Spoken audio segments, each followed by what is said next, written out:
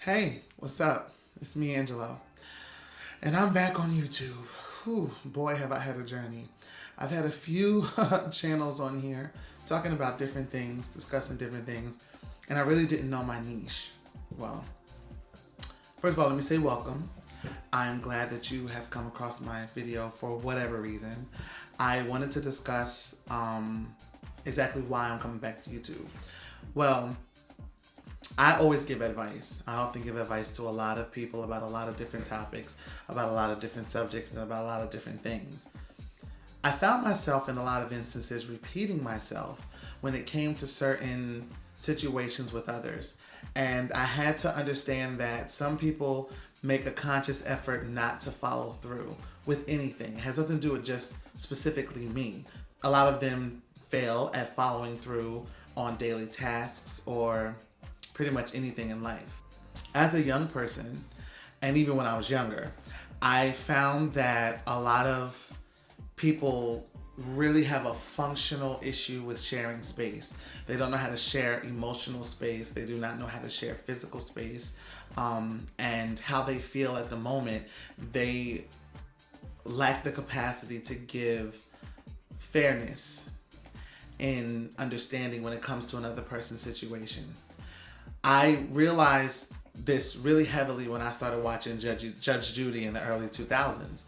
She was on before, but I didn't really catch her until I kind of was cognizant enough in the early 2000s, coming into, I guess, the double digits. And I started learning that, you know, some people come to court and you're following an order of things that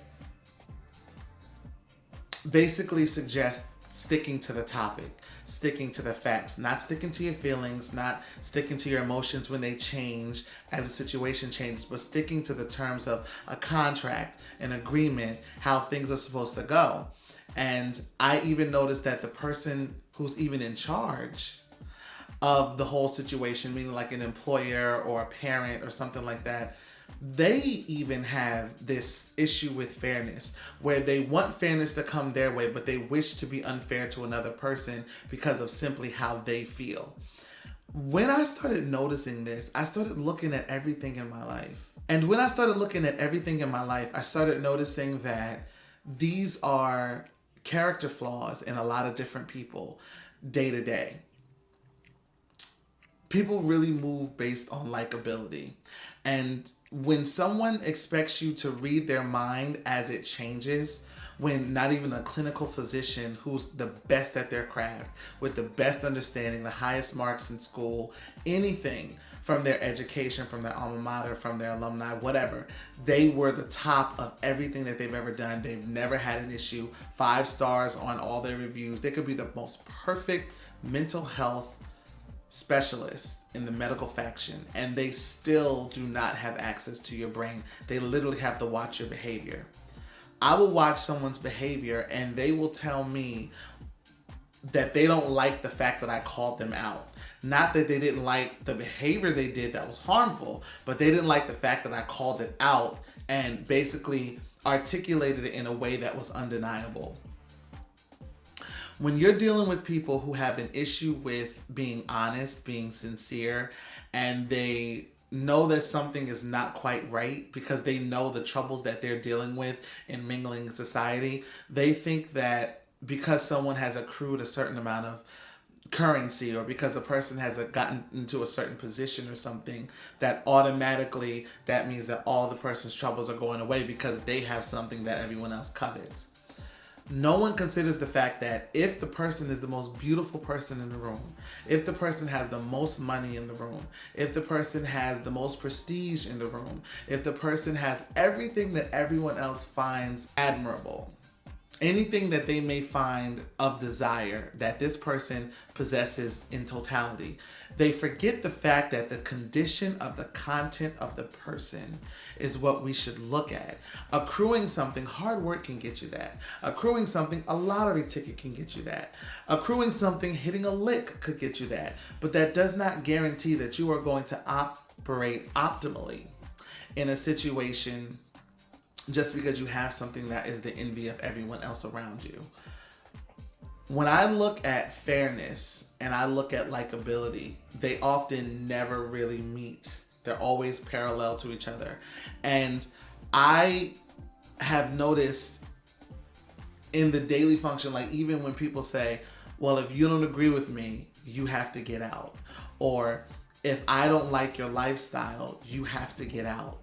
Or if you say something that calls me out and makes me feel embarrassed. Not that it's wrong, but the fact that I'm embarrassed because you called out me hurting you, or me bringing harm to you, or me bringing harm to people like you. And the fact that you called it out makes you a problem. So now I have to do something to you that is harmful to your reputation, to your physical person, to your resources. That lets me know that there's a voice for concern for a lot of different people.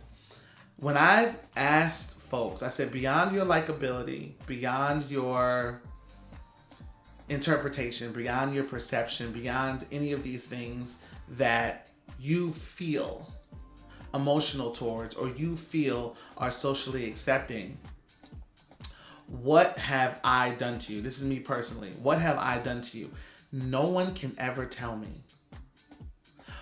This is specifically what was done to me by you. No one can say it. The only thing they can say is, well, it seemed like, well, it appeared like, and I'm like, well, what is the content of my character over the course of time? What have I been to you and others? How have I shown up exemplary? Have I shown up sensitive? Have I shown up, what have I shown up other than honest and to the point?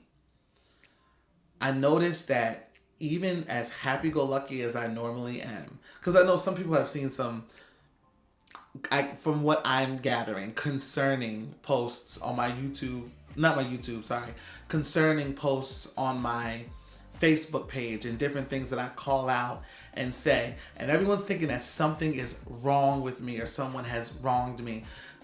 I'm in a very happy place in my life, and I need this to be explained to so many people. I went through struggle for almost 15 years. Homelessness, all type of stuff, from leaving home at 17, from, everything else. I had to struggle and figure it out on my own. And what I noticed is that there's a lot of people that will try to take credit for the different things that I've had to do. There's a lot of people who will dismiss what I had to go through, and they will skip over what I can prove was done to tell me about their opinion on something. And I'm like, if we were in a court of law right now with all the phone recordings I have, with all the text messages that I have, with all the voicemails that I've had from now way back to 2007, when I have all of these things and you're coming to me telling me what you remember, and you are in a trying to find a way to say this, less than stellar state because of illicit substances that you have misused over the course of time, or because of conditional or chemical mental health that has gone untreated for so long, or coming to the table just based on your feelings and emotions, and I'm literally showing you text messages with timestamps in different phones that I have or different backups that I have, and I'm showing you what you said and what you did, emails, direct messages, everything I'm showing you that was done, and I'm showing you how terrible all of these people have been,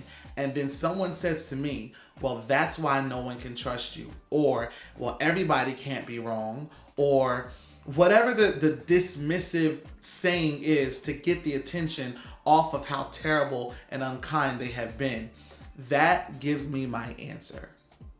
So when I look at likability or people thinking that you have to agree, something just is. It doesn't require an agreement. I'm not looking for anyone to agree with me. I'm not looking for anyone to agree with what I'm saying. I'm looking for people to understand this is what I can prove happened. Irregardless of your feelings, this is what can be proven. How you feel about the proof of the circumstance is irrelevant. If you go to a person who is decorated or a person who has time in when it comes to the law, a judge, an attorney, a lawyer, whatever, And you go to these folks who are in this position and they deal with case law every day. And this is why I'm a case by case person. Everything with me is case by case. I generalize nothing. It has to be specific. But if you go to these people and you ask them, does the court care about your feelings, your emotions, your belief system, or your newly changed mind? They're going to tell you no. So when you're the kind of person like myself who is very exact, very direct, and I'm very careful not to be an abrasive person. Now, in the past 10 years. But when I was younger, like teenager, oh my gosh, I was dealing with so much at home that I had no choice but to not be in my finest hour. But crossing over like 21 and on, I was a very direct, clearly communicated person. I try my best to make sure that I am very well understood. A lot of times I found myself in a position where everything was threatened because everyone who accepted the same thing decided to be harmful to me, most of which are my family. I will probably cover family topics. I won't really put them as if they're me. I'm gonna dress them up a certain type of way because you're not gonna sue me and get any type of money from me. However, I know I will win whatever case comes against me as far as my family because I have too much proof, way too much proof of things that people have no idea that I even have gotten. You have no idea what I have just sitting on a database just in case. It's itemized, it's indexed, it's referenced, it's cross-referenced, it's labeled. I trust none of these people on either side. Believe me when I tell you, if people that were close to me got to witness, I played a lot of things for them. I showed them a lot of things. And not just, because sometimes people do try to polarize it. I polarize nothing. I play when I'm saying something that's insensitive and unkind. I play with it. I play the whole thing. I don't preface it. I don't, this is what happened. No, I just play it. I say, listen, I want you to hear this. And I'll play it and I say, and you tell me what you think. I will play multiple occasions with the same person. I will show them multiple texts from the root. From the time hello or hey, from the time, oh, this is my new number, whatever. I show them from the root and I allow them to read the whole thing and take whatever they want from it. I'm not a person that has to alter the truth to make it seem like I'm telling the truth.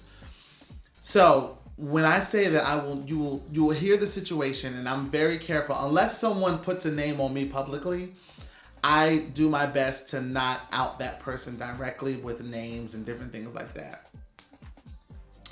But as far as my family goes, you will never see me, and this is just the truth, my immediate family, you will never see me with a first cousin, with a sibling, with a father, a mother, an aunt, an uncle, a grandparent. You will never see me with an immediate family member. Now, an extended family member is one thing, but an immediate family member, you will never see it. I promise you, you will never see it. I am just not interested. Past friends, past lovers, I'm not interested in anybody. Just don't talk to me. Move on. You knew you were a trash bag when we dealt with each other. It didn't work out. I'm moving on. I think for the rest of my life, I will never address them. Like if someone hits my comment section who's related to me or that I know for the past, an old friend or something like that, who is in my life right now are the people that are meant to be here. Whoever's in my life is meant to be here right now. I don't want to hear about no godmother, no godfather, none of that. If you're in my life right now, you're meant to be here. If you come into my life and I accept you, it's because you've met my prerequisite and my boundaries and you respect them. However, if those qualifications are not met to share space with me, I'm done. I'm going to address it maybe once, maybe twice. If I realize that I'm dealing with unwillingness, if I realize I'm dealing with an abrasive manic reaction, if I realize that I'm dealing with something that is long-standing in you that you can't even solve, anything that has nothing to do with me, I'm leaving alone. Problematic behavior, nothing to do with me. Bad attitude, nothing to do with me. Broken belief system, nothing to do with me. Anything that you bring to the table other than an open mind makes you responsible for the outcome, good, bad, or indifferent. So I need to be very clear that I'm an effective communicator and I do my best to listen to all things, even if I do not agree. I listen because there may be something that I missed. However, everyone else is so zoomed in to only what they care about that they miss the entire point. You cannot see the whole picture to the puzzle if you're looking at one piece. And the more you zoom in to something that you favor or something that only you have accepted and understood or something that you're conditioned to believe and you're not accepting possibilities of other things, that means that you're a person who is stuck. Doesn't matter how good you look, doesn't matter your resource, doesn't matter your position in life. If you are stuck, you're stuck. You're in a prison mentally. So whatever you have, whatever you've accrued, whatever you've been nepotized into, whatever you've inherited, whatever you were blessed with by being born into the genetic lottery, whatever happens, if you're not well here, your looks, your prestige, your capital does not matter. Your association does not matter. If you ever look at a movie or a TV show, whatever, and you look at the villain and the hero. I don't like things that are good and bad, but for the sake of context, you look at the villain and you look at the hero. The first thing the villain always tries to get is your mind. And why is that? Every different flick, different writer, different producer, different studio, different director, different actors. And they all have the same basis plotline. They all think to write the same thing. Mind control. And a lot of people are at a stronghold because of tradition and these old beliefs that do not serve them.